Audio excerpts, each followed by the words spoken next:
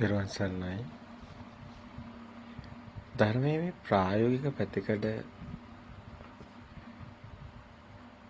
මේ සිත දකින්න ඕනේ. ප්‍රායෝගික ප්‍රතිපදාව. ඔබ ධර්මයේ දැන් දන්නවා.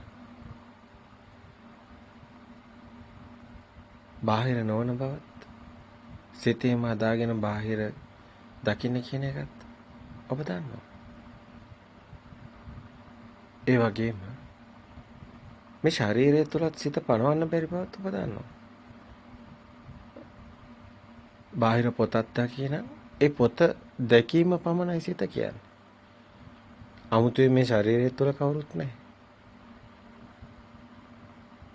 ඒතර දැකීම පමණයි, ඇසීම පමණයි, දැනීම පමණයි. දිට්ඨ සුත මුත විඤ්ඤාත. එතන පමණයි සිත තියෙන්නේ. ආලෝකයක් නැතුව ඔබට කළුවරේ පොතක් පේන්නේ නැහනේ. එහෙනම් පොත කියන සිතුවිල්ල ගන්න ආලෝකයක් එන්න ඕනේ හැඩතලයට. ඒතර සිත කොතනද තියෙන්නේ? ඇඟ ඇතුළේද? ආලෝකයක් නැතුව සිතකට ගන්න නැහැ. එහෙනම් සිත තියෙන්නේ ආයතනේ. ඇත්තරම සිත් හයක්. විඥාන හයක්. චක්කු විඥාන, සෝත විඥාන, ගාන විඥාන, ජීවා විඥාන, කාය විඥාන, මන විඥාන. ආයතන හයක්. එතකොට සිත් හයක්. එතකොට සිත කියන්නේ මේ දැකීම පමණයි. සිත කියන්නේ ඇසීම පමණයි. සිත කියන්නේ ඔය දැනීම පමණයි. සිත මේ මොහොතේ හටගත් සිතුවිල්ල පමණයි. හැබැයි මේ හැම එකක්ම මායාවක්. ඒ මදිවට. මායාව කියන්නේ අපි අසුර කරන්නේ සිතුවිල්ලක්. උපාදාය රූපයක්. ඒ නිසා හටගන්න වේදනාවක්, දුකක්, සතුටක්. ඒ බාහිර දෙයක් සිතක් හටගත්තොත් විතරයි. හැබැයි ඒ සිතේ උපාදාන කරගත්තොත්, ඒ සිත අල්ලගත්තොත්, ඒ කියන්නේ සිතට දෙයක් හම්බුනොත්. දැන් සිත කියන්නේ කොහොමද විඥානයනේ. එතකොට ඒ විඥානේ බාහිරට පතිත වුණොත් පටිච්චිත විඥානය කියන්නේ එතන බාහිර දෙයක් හම්බ වෙනවා. එතන භවයක් හම්බ වෙනවා. දැන් විඥාන පත්‍ය නාම රූප පත්‍ය විඥාන දෙපැත්තටම යනවානේ. එතකොට අවිද්‍යාව පත්‍ය සංකාර නොදන්න මේ අවිද්‍යාව නිසානේ වෙන්නේ සංකාර හටගන්නේ. සංකාර පත්‍ය විඥාන පත්‍ය නාම රූප පත්‍ය සලආයතන පත්‍ය පස් හදාගත්ත දේ එළිය තියනවා කියලා බලනවා. ආයතන ටික හදාගෙන. නාම රූප පත්‍ය සලආයතන හදාගෙන බලනවා සලආයතන ටික. සිතින් හදාගෙන එළියට ගිහින් බලනවා. යන්තෝ ජටා බහි ජටා කිව්වේ මේක ඇතුලෙන් හදාගෙන නාමයෙන් හදාගෙන එළියෙත් ගැට ගහ ගන්නවා. ඇතුලෙත් ගැටයක් එළියෙත් ගැටයක්. නාමයේ රූප අන්තෝ ජටා බහි ජටා. දැන් මෙතන ප්‍රායෝගික පැත්ත බැලුවොත් ප්‍රතිපදාව තුළ ඔබ කොහොමද මේක දැන් ඔබේ සිතේ දකිමින් මිදෙන්නේ? මෙතෙන්ටනේ අපි එන්න ඕනේ. එතකොට අපි ගොඩාක් දැන් කතා කරලා තියෙනවා. අපි කිව්වා කකුලට හටගන්න වේදනාවට හිමිකාරයක් නැහැ. අපි කිව්වා ඔබගේ කකුල පුටුවක වැදුනොත් ඒ දැනෙන වේදනාවට කෙනෙක් නැහැ. වේදනාව පමණයි. එතකොට ඒ කායට දැනෙන දැනීම, කාය ස්පර්ශය, දැනෙන කාය විඥානය ඒකට හිමිකාරයක් නැහැ. අර දිත්තේ මත්තන් දුටුවානම් දුටුවා පමණි වගේ ඔබ දකින්න ඕනේ දැන් මේ සිත. දැන් කකුලට පුටුව කකුල කියන්නේත් විඥානේ, පුටුව කියන්නේත් විඥානේ, දැන් වදින දැනෙන ඒ දැනීමත් විඥානයමයි. නමුත් මෙතන තියෙන්නේ ඒකකවත් කෙනෙක් නැහැ. ක්‍රියාවලියක් විතරයි. ඒතර සිත දකින්න ඒකත් හටගෙන නැති වෙනවා. ආයේ වේදනාව පවතින්නෙත් නැහැ. පෙරනොතිබීම හටගෙන ඊතරනො නිරුද්ධ වෙනවා. පෙරනොතිබීම හටගෙන ඊතර නැතුව නිරුද්ධ වෙනවා.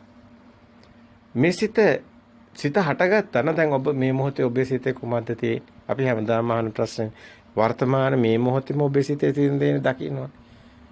ඒකේ තියෙන දේ කුමක්ද? ශබ්දයක්ද? ශබ්ද රූපයක්ද? නැත්නම් වර්ණ රූපයක්ද? ගොඩක් වෙලාට ওই දෙකෙන් එන්නේ. එහෙම නැත්නම් ඔය හුලඟ හරිය ඇඟේ වැදුනොත් ඒ කාය ස්පර්ශ ඒතරින් එන කාය විඥාන සිතක්. නමුත් ඒකත් හටගෙන නැති වෙනවා. හටගෙන නැති වෙනකොට ඒ හටගත්ත දේ ඇත්ත බාහිර දැක්කද? හම්බ වුණාද? ඇත්ත වුණාද? එහෙමනම් ඔබ බාහිරට සිත ගියා. භවය හටගත්තා. ජාතියක් හටගත්තා. ඇයි? බාහිරට හිත ගියා නම් බාහිර දැක්කේ මොනවද? බිත්තියක්ද? මේ බිත්තිය කියන්නේ බාහිරට ගියා කියන එකයි. බිත්තිය ඇත්ත කර බාහිර තියනවා කියලා ඔබට එන හැඟීමමයි. එතකොට උපාදාන කරගත්තා කියන්නේ. ඒ කියන්නේ ඒක මතකයට එනවා. ඒක රැස් වෙනවා.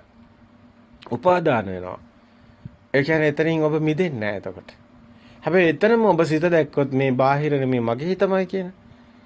එතකොට බාහිර බිත්තිය හම්බ වෙන්නේ නැහැ. ඔබ බිත්තිය අවබෝධ කරනවා මේ මගේ හිතයි බිත්තිය තියෙන්නේ බාහිර නෙමෙයි කියලා. අන්න සංජානාති. අන්න එයාට බාහිරට හිත යන්නේ නැතිව. එතකොට බිත්තිය කියලා බාහිර ගිහිලා අල්ලන්නේ දගලන්නේ යට කම්පණය වෙන්නේ නැහැ සිත. ඒක ඇලෙන්නේ නැහැ ඒකට ගැටෙන්නේ නැහැ. අයි ඒක චිත්ත රූපයක්. බිත්ති කියලා දෙයක් බාහිර නැහැ. බිත්ති කියන සිතුවිල්ල තියෙන. දැන් රත්තරන් කියන සිතුවිල්ලනේ තියෙන රත්තරන් බාහිර රත්තරන් කියලා જાතියක් නැහැ. તો සිතුවිල්ලෙන් කියනවනේ මේක වටිනවා කියලා. ඒ මිනිස්සු වටිනාකමක් දීලා රත්තරන් වලට. ඒකේ බිත්තිය කිව්වොත් වටිනාකමක් කියනවා. බාහිර තියනවා කියලා ගත්තොත් ආයේ බිත්තිය වටිනවා. කලුතෙන් හදපු බිත්තිය. අන්න එතකොට ඒක රකින්න යනවා. අන්න ඒකට ඇලෙනවා ගැටෙනවා රාග දේශ මොහ එනවා. මේක නුවණින් දකින්න ඕනේ. එනේන සිත දකින්න ඕනේ. ඒතර මේක ඊටාම ගැඹුරු වෙනවා. ඔය ඒක හැබැයි සත්‍ය දකින්නකොට ඒක බාහිරින් ඒකට යන්නේ නැහැ. කම්පණය වෙන්නේ යන්නේ. ඒක සත්‍ය දැක්කම මේක එතනින් අර උපාදවය ධම්මිනව දකිනවා. ඇති වෙනව නැති වෙනව දකිනවා. බාහිරේම දේවල් නැති බව දකිනවා. මේ සිතින් ඉන්නේ අපි පිනෝ විඳ විඳ. ඒතර සිතින් විඳ විඳ පිනෝ ඉන්නක බාහිරට ගැට ගහගෙන ඉන්නේ. බාහිර එන්නේ මේක හිත ඇතුළෙම කියලා දකිනකොට ඒකත් ඇත්තක් නෙමෙයි. ඒකත් මායාවනේ. ඒකත් විඥාන මායාවනේ. ඒකත් ප්‍රතිබිම්බයක්නේ හටගන්නේ. ඒක පවතින්නේ නැහැ නේ මොහොතේම නැති වෙනවනේ. උපජ්ජිත්ත නිරුද්ධන්ත එතරම් නිරුද්ධ වෙනවා. අන්න ඒක දකින්න ඕනි නෝනින් හැබැයි. දැන් අපි ඒ කතා කරන හැම තැනකම ඒක තියෙනවා. දැන් අපි අර වාහනයක උදාහරණයක් කතා කරා ජනේලෙන් එළිය බලන් ඉන්නවා. එතකොට එයාට මුලින් දැනෙන්නේ දැන් අපිට දැනෙන අත්දැකීමනේ ගත්තේ. එතකොට අපිට දැනෙන්නේ මුලින් බාහිර තියෙන දැන් මේවා තියෙනවා කියලා. නමුත් අපි ඒක සිත දකින්න ගන්නවා. ඊට පස්සේ මේවා අපි හිතනවා කියලා. බාහිර නෙමෙයි අපේ හිතේ තියෙන්නේ කියලා. එතකොට අපි එළිය දිහා බලන් ඉන්නේ හිත දිහා බලන් ඉන්නේ කියලා. අපිට නුවණක් සකස් වෙනවා. එතකොට එළියේ එහෙමම නිකන් නොදැක්කා වගේ දෙයකට එනවා අපේ හිතම දකින්නවා වගේ. අර කණ්ණාඩියෙන් බලන් ඉන්නවා වගේ. කණ්ණාඩිය දිහා ඔබ ගිහින් බලන් ඉන්නවා. ඒතර කණ්ණාඩිය දිහා බලන් ඉන්නට කණ්ණාඩියේ කවුරුත් නැහැනේ. ඔබ බලන් ඉන්නේ ඔබ දිහාමයි. බලනකොට ඔබේ හිත දිහාමයි ඔබ බලන් ඉන්නේ. දැන් කණ්ණාඩිය ඔබ කොණ්ඩේ පිරෙන වෙලාවට හොඳට බලන්නකෝ මේ සත්‍ය ධර්මයේ. ඒතර ඔබ දිහා ඔබ බලන් ඉන්නේ ඔබ දිහාමයි. ඒ කියන්නේ ඔබේ සිත දිහාමයි ඔබ බලන් ඉන්නේ. ඔබ හිතනවනේ මෙහෙම කොණ්ඩයක් තියෙනවා. මෙහෙම තියෙනවා. දැන් මේ මෙතන පීරන්න ඕනේ. මේක අවුල් වෙලා ඔබ හිතනවා. එතකොට උපාදාය රූපයක් තමයි ඔබ ඇසුරු කරන්නේ.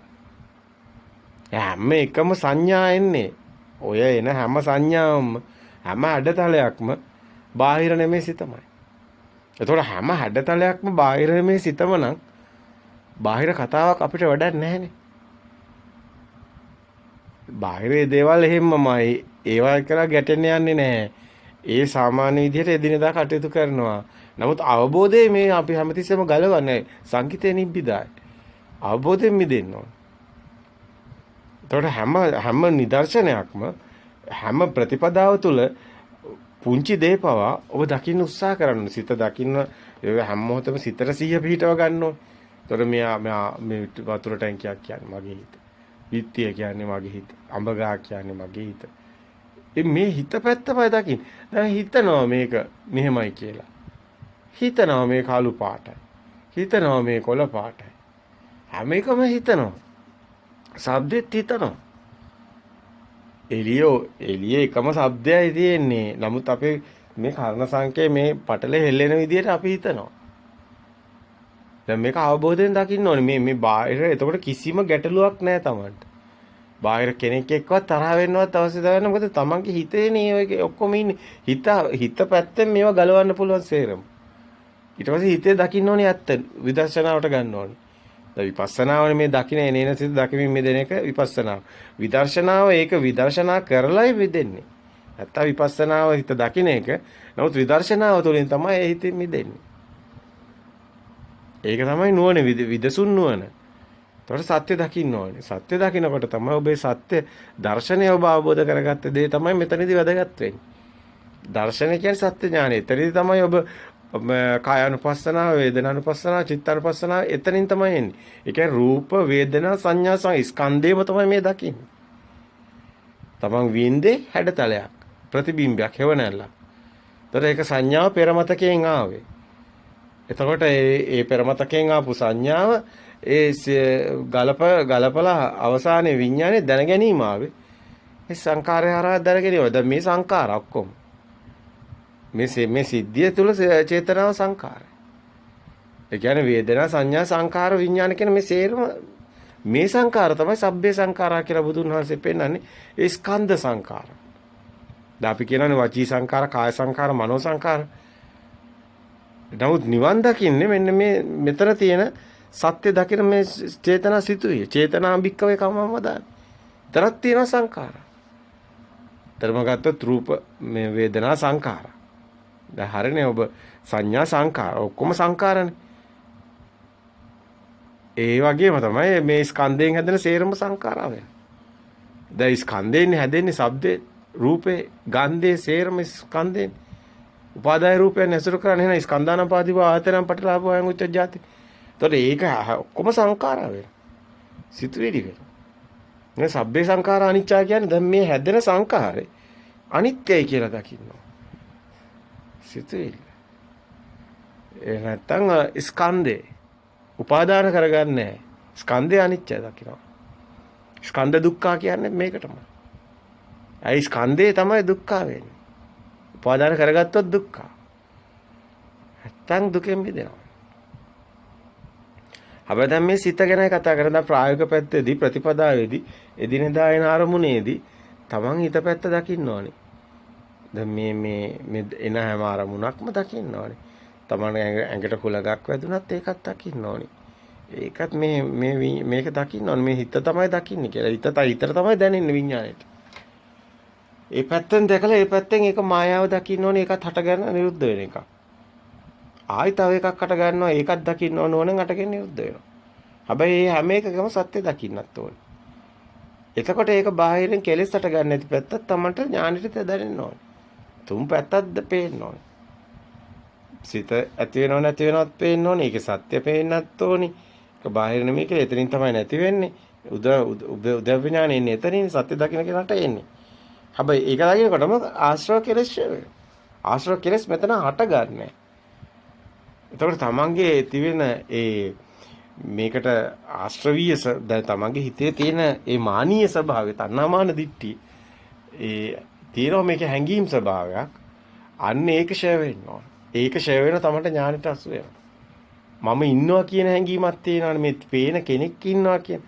ඒක දැන් මේ හිත ප්‍රතිපදාව මුලින් පටන් ගත්ත ගමන් නැති වෙන්නේ ඒක ප්‍රතිපදාව තුළ මේ ඇත්ත දැක යන තැන අවසානයේ බලාපොරොත්තු වෙන්නේ ඒකෙන් මිදීම තමයි. ඒ සක්කාය දෘෂ්ටි කියන්නේ ඒකමනේ. සක්කාය දෘෂ්ටි කියන්නේ ඒ ස්කන්ධේ සක්කාය කියන්නේ ගොඩවල්නේ. ස්කන්ධ ගොඩවල්.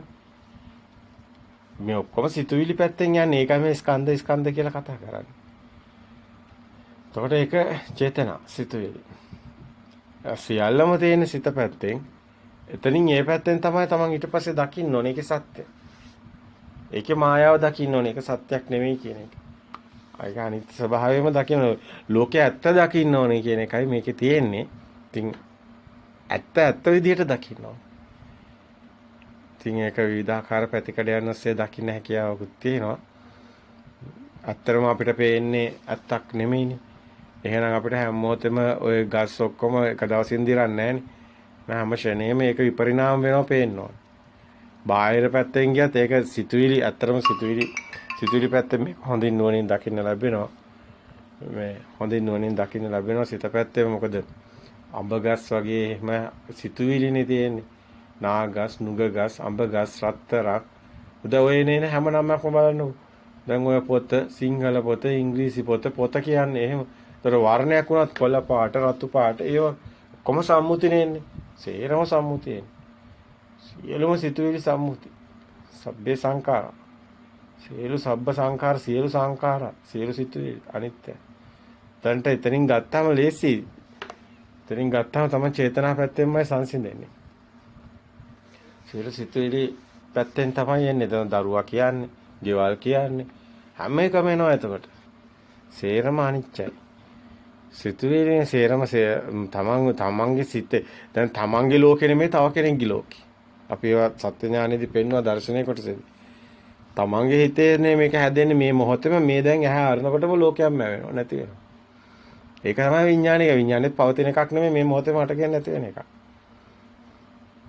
ඒ අපි ක්ෂණයක්වත් අපිට ඉතුරු වෙන්නේ නැහැ. අපි ඇත්තට මේ ක්ෂණික උපත මරණ දකින්නේ. ආර්ය භූමියේ ස්වභාවය මේ කියන්නේ.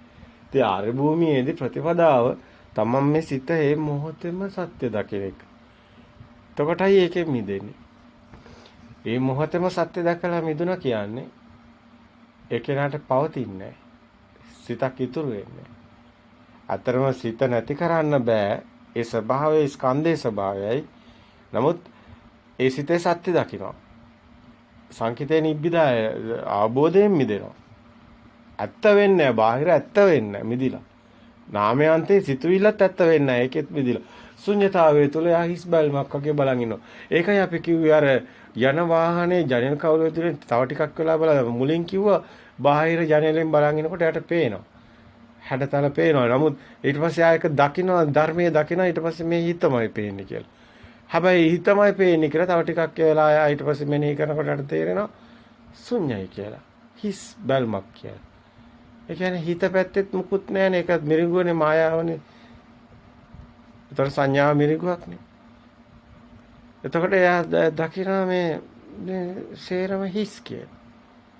සිතන එක තියෙන්නේ සිතන එකත් මායාවක්. ඒකත් සත්‍යයක් නෙමෙයි හිස් කියලා. ඒකත් පවතින නැති ස්වභාවයක් දකින්න මොකද නැති වෙනවා. ඒක දකින්නකොටම නැති වෙනවා. සත්‍ය දකින්නකොටම නැති වෙනවා. ඒ ඊගාවට සිතක් තව සිතක් අට ගන්න. අර කෙනුත් ටිකක් ඉතුරු වෙලා තමයි ඔක සත්‍ය දැක්කේ නැත්නම් ඊගාව සිතේ. මේ මන් දැක්කා ආයෙ දැක්කපු දේ ආයි බලනවා. ඒ දැක්ක එක මේ ආයි බලන අරක තියෙනවා කියලා හිතනවා. දැන් මේ ඔන්න ජනේලෙන් එළිය බලන් ඉන්නවා අන්න පේනවා. ආයෙ යන තටයක් කියලා ආයි බලනකොට ආයෙ තිබිච්ච එක අන්න ආයි තියෙනවා. ඒ තිබිච්ච එක තියෙනවා කියලා හිතන්නේ. එතකොට ඒක රැස් වෙලා කියන එකයි තේරුම. ඒ විදිහට තමයි අපි දැන් මේ ඉපදිලා මේ අපයාස කරන දිවනාසේ මේවා සංඛාර හදාගෙන ඊටසේවා සම්මුති විදියට එකතු වෙලා උපාදාන වෙලා අදටත් තියෙන රැස් වෙලා. දැන් දිගටම යන්නේ රැස් කර කර. ඉතින් අපිට අත්හරින්න බැරි වෙනවා. එයා පුරුදු කරලා තියෙන රැස් වෙන මග. අත්හරින මග තමයි සේරම රැස් කරන මග තියෙන සබ්බ පාපස කරන සියලු සිතුවිලි අකරනම් පාප කියලා ගන්න සිතුවිලිම තමයි. සිතුවිල්ල හොඳ හෝ වේවා නරක හෝ වේවා සසරක් හදනවා. ගැට ගන්නවා කියන්නේ ඒ සියල්ලම සම්මා දිට්ඨිය නෙමෙයි මිත්‍යා දෘෂ්ටියමයි. සබ්බපාපස්ස කරනවා කියන්නේ ඒකයි. කුසලස උපසම්පදා කියන්නේ මේ සිතේ සත්‍ය දැකලා මිදුණු තැන තියෙන ඒ ශුන්‍යතාවයේ ඉස්තන. ඒ මොහොතට අවදි වීම කියන තැන සතිය තියෙන තැන ඇත්තටම කුසලස උපසම්පදා. සිය අතරම කිව්ව ලෝකෝත්තර භූමිය තමයි කුසලස උපසම්පදා. ලෝකෝත්තර භූමියේ සිත සකස් වෙන්න ඕනේ. ඒ ශනික ඇතිවීම නැතිවීම දකින්න ඕනේ. ආයේ කුසලස උපසම්පදා. ඒ තාක් ක්ෂණයක් ඒ කියන්නේ සිත දකින්නවා නම් ඒකයි බුදුන් වහන්සේ අගය කරන්නේ. ක්ෂණේ හිත දකින්න එක තමයි කෙලින්ම අගය කරලා තියෙන්නේ. නමුත් අපි ඒක දැන් ওই වාසිතේ තුළ විග්‍රහයන් තුළ තමයි ගැටලුව තියෙන්නේ. පැහැදිලි කරන්න ගිහිල්ලා අනාගෙන තියෙනවා. එක් මොහොතක් හිත දකින්න කියන එක එක් මොහොත නෙවෙයි. අත්‍තරම ක්ෂණේ හිත දකින්න එකයි කුසල සුපසම්පදා කියන්නේ. එතකොට මරණයක් හම්බ වෙන මරණයත් මේ මොහොතේ සිතුවිල්ලක් වෙනවා. ඒ ඉන්න කෙනෙක් නැහැ. ඒතකොට දිගටම ඉන්න සිතකුත් නැහැ. මේ ෂණේ ඇත් වෙලා නැති වෙනවා. ආයි තව එකක් අටගෙන නැති වෙනවා. සිත් පරම්පරාවක් හම්බ වෙන්නේ. ඒකයි සසරක් හම්බ. සසර කියන්නේ සිත් සංසාරේ. සිත්වල සංසාරය. ඉතින් ඒක බොහොම ගැඹුරින් නුවණින් දකින්න ඕනි. දැන් මේක අපි මෙහෙම කියන එකට දැනුමක් වෙනවා. නමුත් දැන් අපි සිත දකින්නවා. එතකොට ඔබට පේනවා. ඔබට ඇහෙනවා. ඔබට දැනෙනවා. උදාහරණයක් ගන්න. අපි අර ගත්තා වගේ ගන්නකෝ ඔබ උදාහරණයක්. එතකොට දැන් සද්දයක් ඇහුනොත් අපි දැන් ඔබ කැමති දෙයක් ගන්නකෝ. හැමදාම අපි කපුටෙක්ගේ සද්දයක් කියලා කියනවා වගේ ඔබ ගන්න දැන් කැමති දෙයක් අපි තුමු යකඩකට තාලන සද්දයක් එනවා. එතකොට ඉස්කෝලේ යනවා වගේ අර ඒකනේ දැන් ගන්ටාරේ වදිනකොට අපි කියන ඉස්කෝලේ යනවා. එතකොට ඒ සම්මුතිය නෙන්නේ සිතුවිල්ලක් නෙන්නේ. එතකොට අපි හිතන්නේ ඉස්කෝලේ යනවා කියලා. සමහරලාට වැරදිලා වෙල්ලේ පොඩි ළමෙක් ගින් ගැහුවා වෙන්නත් පුළුවන්. ළමයි ටික ගෙදර ගියොත් ඉස්කෝලේ කලබලයක් නේ විශාල එතකොට. ඉතින් මේ වගේ අපි මේ සම්මුතිය තුළ ඉන්නකොට වර්ධින විදිය දකින්නවා. නමුත් ඇත්තටම අපි දකින්නේ බාහිර නෙමෙයි නං. අපි ඒක බාහිරට ගැට ගහලා නැත්තම් නෑ එතකොට කවුරු හරි අහන්නේ නෑ. එහෙනම් ඒ වුණාට ඉස්කෝලේ යනවා බෙල්ලේ ගෙව යනවනේ ළමයි. එතකොට එහෙනම් ඒක වෙනවනේ බාහිර. සාමාන්‍ය සිද්ධිය සිද්ධ වෙනවා. නමුත් අපේ හිතේනේ තියෙන්නේ දැන් මේ ඉස්කෝලේ ඇරියා කියන්නේ. සිතුවිල්ලක් එනවනේ මෙතනට. අයි මේ කාන්ටාර සද්දෙත් ඇහුන්නේ නැත්තම් මොකද වෙන්නේ? දැන් බීරෙක් නම් මොකද වෙන්නේ? එයාට මුකුත් නැහැනේ. දැන් සිත සකස් වෙනවානේ. සද්දේ තියෙන. ඒ සද්දෙට අරමුණු සිත සකස් වෙනවා. එතකොට එයා ඒකට ගැට ගන්නවා සිතුවිල්ල. ඒ ඉස්කෝලේ ඇරියා කියන්නේ. ඒක නිසා තමයි ඊට පස්සේ යන්නේ ක්‍රියාවට. නමුත් එයා ඒක අවබෝධයෙන් කරන්න පුළුවන්. දැන් මේ බාහිර නෙමෙයි මගේ. හිතේ පැත්ත දකින්න. සත්‍ය දකින්න. දන්නවා දැන් වතුර නැහැ කියලා. දැන් මුවා යන්නේ කොහොමද රවටිලා? දැන් මිනිස්සයාදී රවටෙන්න ඕනේ නැහැ. මනුස්සයට ඕන නම් ඒ පැත්තට යන්න පුළුවන්. පෙන්නන්න කාට. එන්න යන්න මම පෙන්නන්නම් වල. නැත්නම් ඒ විදිහට සාමාන්‍ය අර පොඩි ළමයා ඉන්න සෙල්ලම් ගෙදර අර අම්මා ගිහිලා සෙල්ලම් බත් කනවා වගේ. නමුත් ඒකේ නැති බත්නේ කන්නේ නැති කෝප් එකකින් නැති පිඟානකින් නැති බත් වළඳනවානේ. අයි මේ සෙල්ලම් ගෙවල ලෝක හරියට කරනවානේ. ඉතින් වැඩි හිටියෝ යන්නේ දැනගෙන නෙමෙයි. ආනේ පුතේ මේකේ සීනි මදි තව ටිකක් දාන්න කියන වතුරවත් නැහැ. නමුත් අර කියනවා ඉතින් අර සම්මුතිය දැනගෙන. අන්න ඒ වගේ තමයි දැන් මේ අවබෝධය ඇතුළට පස්සේ සංකිතේ නිබ්බිදා එයා අවබෝධයටපත් වෙලා.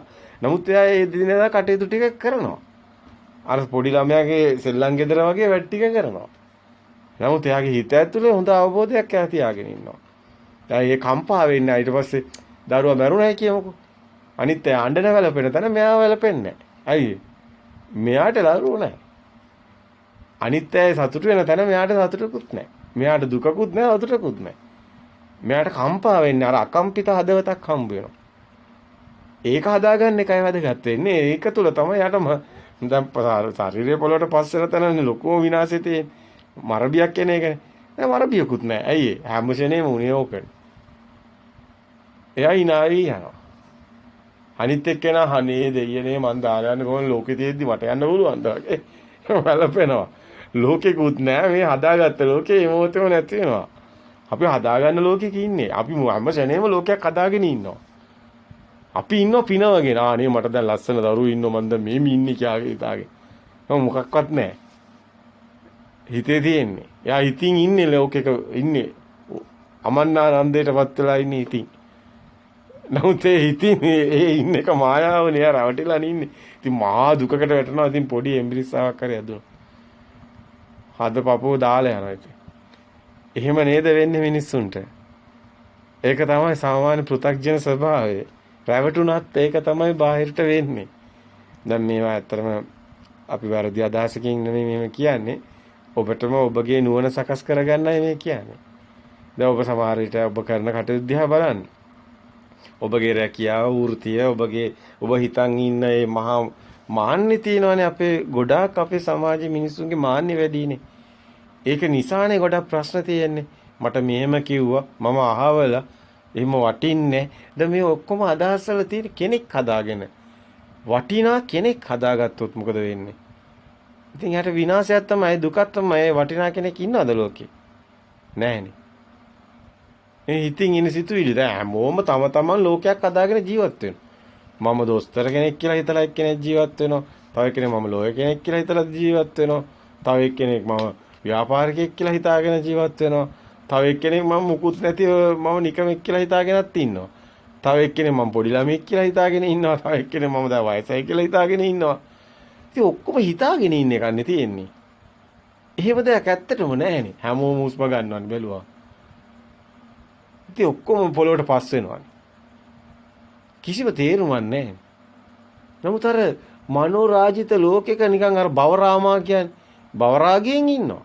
භවරාගයෙන් කියන්නේ හැම මොහොතෙම සකස් වෙන දේ භවය. ඒක රාගයෙන් ඉන්නවා අල්ලගෙන. ඉතින් ඒකේ දුක තමයි තියෙන්නේ. දැන් ඒක හැම ෂණේම සිත දකිනා නම් ඒ කියන හැම ෂණේම සත්‍ය දකිනවා. එනේන සිත සත්‍ය දකිලා මිදෙනවා. ඒකකත් බාහිරට යන ඉතින් මිදෙනවා. මොකද අපි දැන් අවුරුදු ගාණක් අපි පුරුදු වෙලා තියෙන්නේ බාහිරට ගිහිල්ලානේ. අපේ හිතේ ස්වභාවය අපි નિરાයාසයෙන්ම බාහිරට යනවා. නිකම්ම බාහිරනේ ඉන්නේ. එතකොට අපි කවද්ද අවබෝධයට එන්නේ? සත්‍ය දකින්න. අපිට සත්‍ය දකින්න හුරු කරන්න වෙනවා. සිත පුරුදු කරන්න වෙනවා. එතකොට අපිට හැම මොහොතෙම සිත පෙන්වන්න පුරුදු කරන්න අපි පුරුදු වෙන්න ඕන. ඒකයි ප්‍රතිපදාව අත්‍යවශ්‍යයි මේකෙදි. ධර්මයේ දැනගෙන හිටියත් ප්‍රතිපදාව නැතුනොත් එයා ඒකේ එන්නේ නැහැ. එයාට ඒ අර්ථය එන්නේ නැහැ. ඒක අපිට හොඳටම තේරෙනවා. දැන් අපි උනත් ප්‍රතිපදාව තුළ තමයි කටයුතු කරන්නේ. ඒකට අපි ගොඩාක් උත්සාහ කරනවා. ඉතින් අපේ ස්වභාව ගොඩාක් ඉතින් ඒ තුල තමයි අපිට පේන ෂේ වෙවි යනවා. අර නිබ්බිදන්ති විරාගන්ති නිරෝධන්ති පටිනිස්සග්ගානවස් මේක තමයි ශුන්‍යතාවය තුළ ෂේ වෙවි යන. ශුන්‍යතාවය දකින්න ඕනි හැබැයි. අපිටත් සමහර වෙලාවට අපිට දැනෙනවා සිත් මගේ ඇරෙනවා. එතකොට අපි පස්සේ හරි අපිට දැනෙනවා දැන් මගේ ඇරුණා නේද කියලා. අපි ඉතින් උත්සාහ කරනවා. එතකොට ආයෙත් සකස් කරගන්නවා. දැන් එතන ඉඳන් බලනවා. දාතන මගේ ඇරිච්ච බලන තවන්ට නුවණයි. මගේ ඇරුණා කියලා නුවණයිනේ. ඉතින් ආයෙ දැන් බලන්න පුළුවන්. එතකොට ආයෙ මගේ ඇරුණොත් ආයෙ නුවණයි මගේ ඇරුණා. පුංචි දරුවෙක් අර එකපාර නැගිටින්නේ නැහනේ වැටි නැගිටින්නේ. ඒ විදිහටම තමයි මේ ගමන යන්න තියෙන්නේ. ඉතින් ඒ විදිහට හරි නොගියොත් කවදාවත් අර ළමයා නැගිටින්නේ නැහනේ. මෙයා වැටෙනවා පුතේ පාවක කරන්න කියලා තියලා ගැට ගහලා තිබ්බට හරියන්නේ නැහනේ. නැත්තම් අර දානවනේ පොඩි ළමයි වර කූඩුවකට වගේ වැටෙයි කියලා. එහෙම නෙමෙයිනේ මේ ළමයා වැටෙන එක එච්චර දෙයක් නෙමෙයි ළමයාට එච්චර දැනෙන්නේ නැහැ. එයාගේ තියෙන ඒ ස්වභාවයට දැනෙන්නේ නැහැ. එයා අතපය අම්මශීලී වයසේදී අඩුයි දැනෙනවා. ඉතින් එයා ආයෙ නැගිටිනවා. ආයෙ දන ගන්නවා. ආයෙ නැගිටිනවා. බෝලේ වගේ කැරක් කරනවා. එතකොට එයාට කෙලින් හිටීමේ බැලන්ස් එක ටික වැඩි වෙනවා. කොමරයා බැලන්ස් එක ආදාගෙන කකුල් දෙකෙන් කෙලින් ඉන්න උත්සාහ කරන මොකක් හරි අල්ලගෙන රූටලා නැගිටලා ආයෙ ඒක අල්ලගෙන පොඩ්ඩක් වෙලා ගැසි එල්ලි ඉන්නවා. එහෙම පුරුදු වෙනවා ටිකක්. දැන් ටිකක් කියන්නේ ඒක ටිකක් කාලයක් කරලා තමයි ළමයා ඇවිදගෙන යන්නේ. ඇවිදගෙන යනකොටත් ඒ ළමයා එකපාරට වැටෙනවා. ආයෙ වැටිලා ආයෙ ටිකක් නැගිටලා එහෙම තමයි යන්නේ. බයිසිකලයක් පදින්න ගියාම බලන්නකො කෙනෙක්. බයිසිකලේ එකපාරටම එහෙම බෑනේ. යාට බැලන්ස් කරගන්න එපා. ඉතින් ඒ විදිහම තමයි දැන් මේ සත්‍ය මාර්ගය තුල යන කෙනා. නිවන් මාර්ග යන කෙනා ප්‍රතිපදාවට එනවා කියන්නේ ඉස්සලා මේක දැනගෙන ඉන්න ඕනේ. මොකද්ද මේ ධර්මයේ කියන්නේ? සත්‍ය ඥානය දන්නේ නැතුව කාටවත් ඒක නෑ. පිළිටන්නේ දර්ශනේ නැතුව යන්න බෑ. ඉතින් ඒක නිසා තමයි මේ බාහිර නෙමෙයි හිතින් හැදෙන්නේ මේවා සිතුවිලි මේවා බාහිර නෙමෙයි මේ තමන්ගේ හිත පරියන්නේ මුළු ලෝකෙම ක්ෂණිකව හටගෙන නැති වෙන්නේ. ඉතින් මේ ඇවිල්ලා දර්ශනේ. සත්‍ය තියෙන කෙනා දැන් මේක දකින්න ඕනේ සිතේ. එතකොට තමන්ට හැම මොහොතෙම සිත පේන පොතක් කියවන්න ගියත් මේ අකුරු වල නැහැනේ මේ මට මේ ලස්සන මේ කතාවක් වෙනවනේ මේ පොතේ තියෙන මේ දියැලක් මේ කතා කරන මේ පීනන සීතලයි වතුර මේ කතන්දර පොතක් දැන් මෙයා කියවන්නේ. නමුත් මෙයා විඳිනවනේ මේක ඇතුලේ. දැන් අකුරු විඳින්න බෑනේ. මේක ඇතුලේ මෙයා චිත්ත රූප හදා ගන්නවා. ඉතින් මෙන්න දියැලක් වැටෙනවා මෙන්න දැන් සීතලයි දැන් වතුර යනවා මගේ ඇඟ අර කියන වචන ටික කියවනකොට මෙයා චිත්ත රූපයක්ම වෙනවා. ඊට පස්සේ මෙයාගේ ඇඟ ඇතුලේ මෙයාටම දන්නේ නැතුව අර සීතල වගේ දැනෙන එකක් එනවා. මෙයාට මේ අර කේන්ති යනකොටත් එහෙම දැන් මේ පොතේ තියෙනවා නම් අර හතුරේ ගේව මොන හරි කියවනකොට මෙයාට ද්වේෂය උපදිනවා. මෙයාගේ දත් මිටි කන සයිස් එකක් මෙයා ඇඟ දරදඬු වෙනවා පොත් කියවනකොට. ඒ කෙලෙස් රැස් වෙනවා. අයි මෙයා හැමතිස්සෙම මෙයා පිනවන්නේ අර රාග දේශ මොහොනේ. දැන් බාහිරක් අපි ඉත්ත කරගත්තට බාහිර රූප ශබ්ද ගන්ධ ඉත්ත කරගත්තට ඇඟේ ද්වේෂේ රාගේ ගින්න තියෙනවා. මේ චිත්ත අභ්‍යන්තරයේ මේ චිත්ත චෛසික වල රාග දේශ මොහ උපදිනවා. ඒතර ඒකයි කෙලස් කියන්නේ, ඒකයි ආශ්‍රව කියන්නේ. ඒවා මණ්ඩි විදිහට තැම්පත් වෙන ආශ්‍රවියෝ. ඒතර ඒක උපාදානයේ නිසා වෙන්නේ. දැන් බාහිර දෙයක් අල්ලගත්තත් නේ උපාදානේ තියෙන්නේ. දෙයක් තියෙන්න එපයි ඔක වෙන්න. ඒතර බාහිර සාධකයේ අල්ලගන්නේ සමහර විට අපි එක්ක සද්දයක් එක්ක රූපයක්. නමුත් මේකේ අවසානයේ දැන් වෙන්නේ මොකද්ද? කෙලෙසයක්. ඔක්කොම කන්වර්ට් වෙනවා. දැන් අපි හිතමු දැන් කෙනෙක් කතා කරනවා මේ දැන් ඉංග්‍රීසි භාෂාව. දැන් මෙයාට සිංහල තේරෙන්නේ නැහැ. දැන් එතකොට මොකද කරන්නේ? මෙයා ට්‍රාන්ස්ලේට් කරගන්නවා කාට හරි කියලා මට තේරෙන්නේ නැහැ මොකද්ද කියපේ කියලා කාගෙන් හරි අහනවා. එතකොට එයා කියනවා සිංහලෙන් ඒක. යා මෙන්න මේක තමයි කිව්වේ කියලා. එතකොට දැන් මෙයා අරයා කියපු දේ මෙයා ගන්න වෙනින් විදියකටනේ. දැන් අතර මේකේ තියෙනවා මේකේ බාහිර සද්ද වුණාට සද්ද නෙමෙයි අපි ගන්න ඒකේ තියෙන චූන් එකක් තියෙනවා. ඒ කියන්නේ හැඟීම. හැඟීම තමයි රාග දේශම.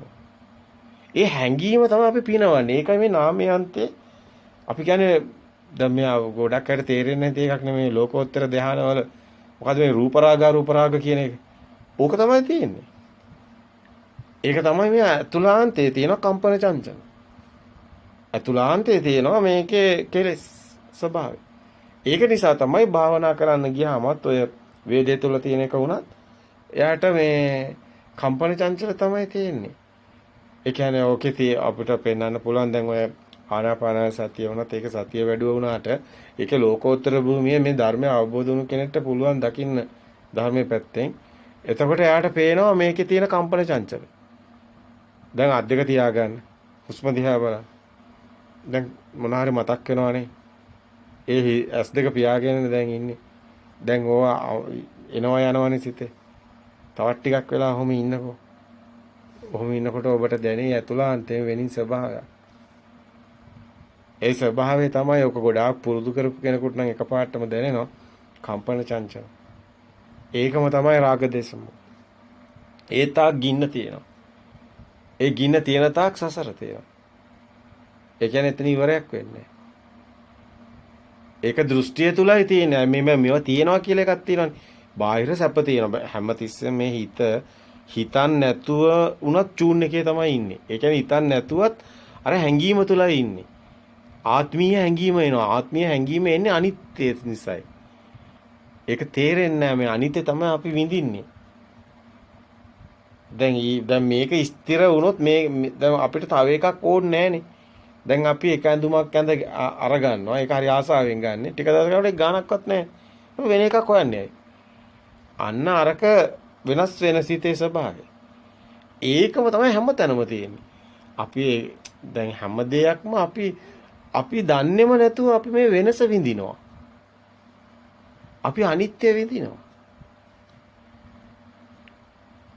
ඒකයි මේක ඉතින් ධර්මයේ ගැඹුරු පැත්ත මේ සරල පැත්ත මේවා බොහොම පරිස්සමෙන් දකින්න ඕනි.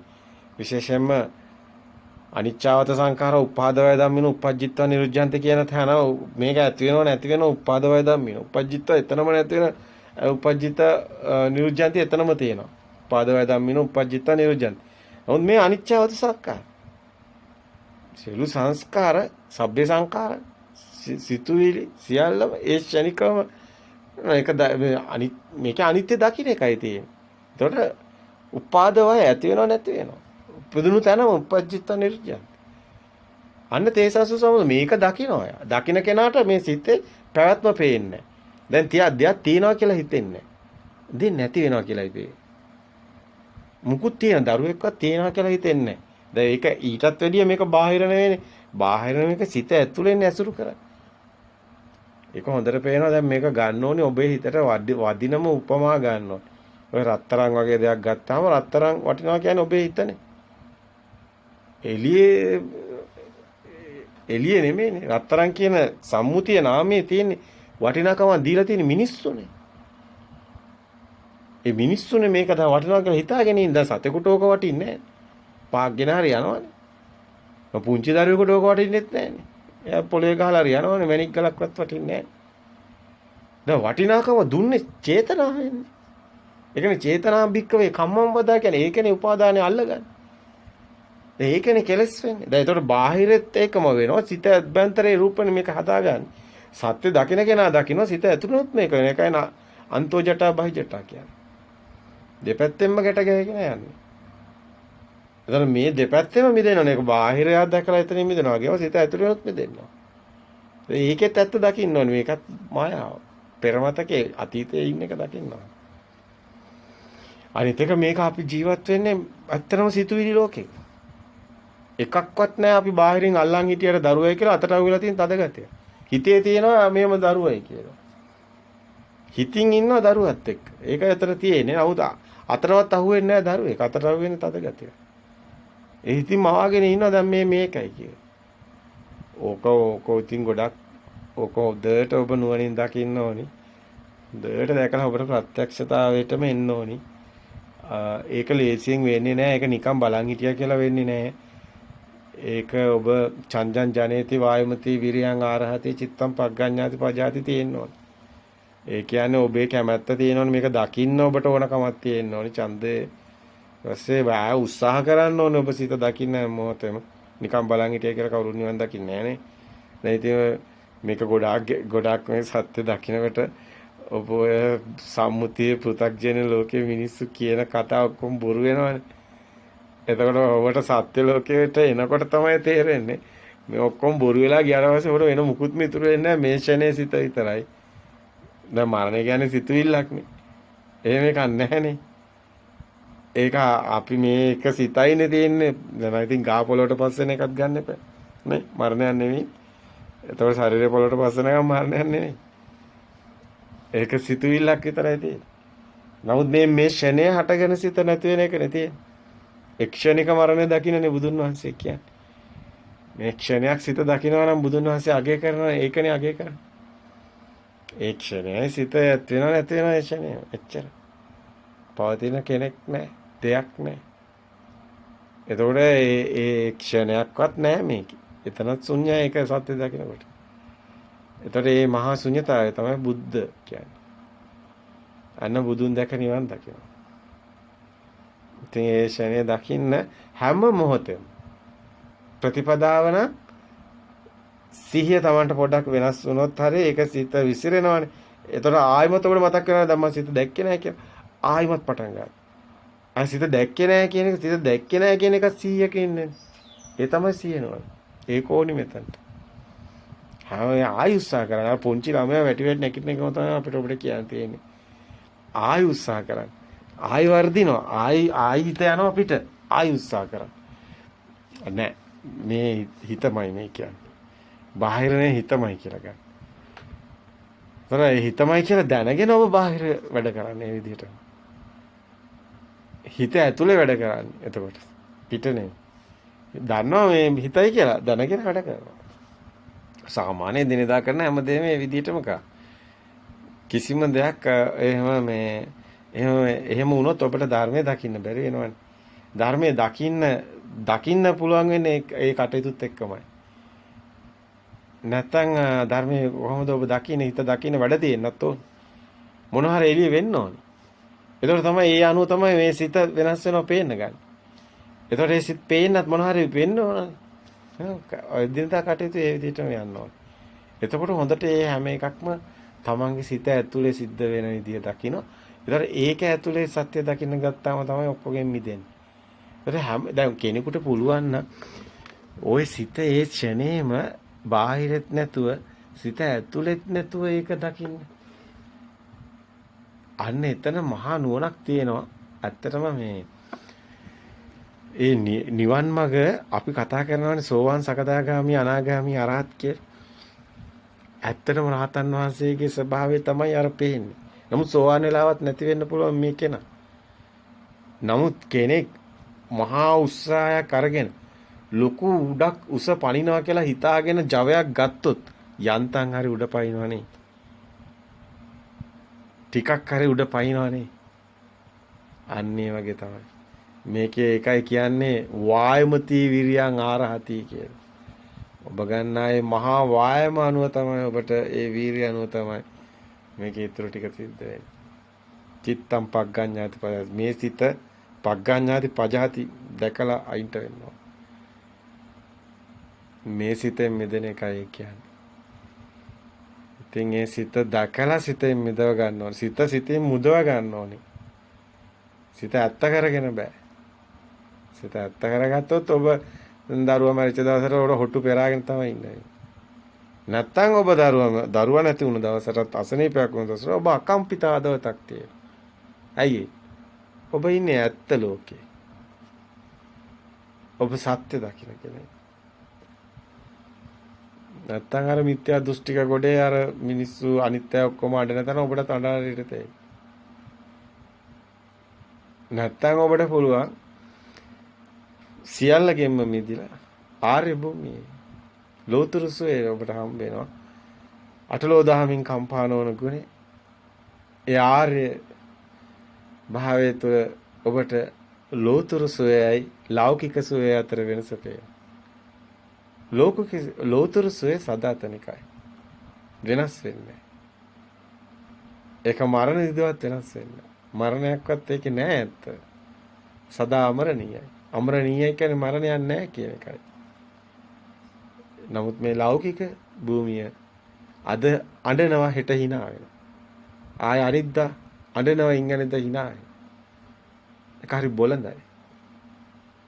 ඒක කිසිම දෙයක් පවතින්නේ නැහැ. ඒකේ රැවටිලා රැවටි යන කතර. ඒකේ රැස් වෙනවා මොනවා කරත් රැස් වෙනවා මාර්ගේ පින් කරයි කිව්වත් රැස් වෙනවා පව් කරයි කිව්වත් රැස් වෙනවා. ඔක්කොම එක කර්මයේ කියාගෙන එයා යන්නේ මෙරි මෙරි ඉපදෙන සසර. ඒකේ දෘෂ්ටියක් මිසක් වෙන මොකක්වත් නැහැ. මායාවක රැවටීම හරි භයානකයි. මිරිඟුව දැකලා මුවා හති වැටිලා කොච්චර දිව්වත් අවසානයේ හති වැටිලා මැරලා යනවා. මේ මිනිස්සුත් එහෙම තමයි. මිරිඟුවක් පස්සේ සැපේ කියාගෙන ගිහිල්ලා අන්තිමටම කරපු දෙයක්වත් නැහැ. වලගාවට යනකම් විතරයි නේද කොයිතරම් ලොකු මිනිහෙක් වුණත් පළක් නැහැ නේද? අවසානයේ අර රැස් කරගත්ත කෙලස් ටික ආශ්‍රය ටික ඉතින් ඒක ඉවරයක් වෙන්නේ නැහනේ. මහා දුකකට නේද මේ සසරේ කොහේ හරි ඉර වෙනව නේද? මහා අපරාධයක් නේද මේක? තේරුම නැහැ මේක මනුස්ස ආත්මයක්ම විතරයි හදා ගන්න පුළුවන්. ඒ මේ ධර්මයේ තියෙන විදියක විතරයි. මොකද්ද ලොකු පිනකට මේ මිනිස්සු ඉපදිලා මේ ධර්මයේ ඇහෙනවා. අනේ මහා අවාසනාවකට මේ මිනිස්සු අර මෙරු රැළ වගේ අර ගින්දරටම පැනලා මැරෙනවා වගේ මේ මිනිස්සු මනුස්ස ආත්මයට ඇවිල්ලා ධර්මයට ඇහිලා අනේ මුකුත් දන්නේ නැතෝ එහෙ මැරලා. අර සත්තු වගේ තමයි. මේ ධර්මයේ යමෙක් අවබෝධ කරත් එයාට ආයුප්පත්තියක් නැහැ. සසරෙන් මිදෙලා. නමුත් මේ කාම භූමියේ කිසි කෙනෙක්ට මේක දරා ගන්න බෑ. ඒකට හේතුව භව රාම. කොහොමද භව රාම භව රාගයෙන් ඉන්න කෙනා මිදෙන්නේ? සිතේ ස්වභාවය භව රාගය. එයාට තේරෙන්නේ නැහැ මේකේ අනිත් පැත්ත එයාට තේරෙන්නේ නැහැ. පටිසෝතේ තේරෙන්නේ නැහැ. ඒතක්ය අනුසෝතේ රැස් කර යනවා. නිස්සරණ මඟ එයාට හම්බ වෙන්නේ නැහැ. එයා රැස් කරන මගේ එයා හිතාගෙන යනවා මේක තමයි හරි කියලා මේක තමයි වාක්‍යය. හැබැයි ඒකයි අපි ඔබට කිව්වේ බුදුන් වහන්සේ පහළ වෙන කලිනුත් මිනිස්සු ඔක කරා කියලා. ඒකයි අපි කිව්වේ මහා මායා දේවිය 500 රැක්ක වගේ බුදුන් වහන්සේ නෙමෙයි අවුරුදු 2500 අවුරුදු 5000කටත් කලින් මේ රාවණගේ උගේ පව 500 අරන් තියෙනවා. මිනිස්සු රැස් කරලා තියෙනවා පින් කියලා. මිනිස්සු පව් කියලා කොටසක් වෙන් කළා පින් කියලා වෙන් කළා තියෙනවා. මිනිස්සු පින් කරනවා කියලා තමයි ගිහින් තියෙන්නේ. බුදුන් වහන්සේ උපදින්න කලින් තිබුණ එක බුදු කෙනෙක් ඕනේ නැහැ ඔබ කියන්නේ.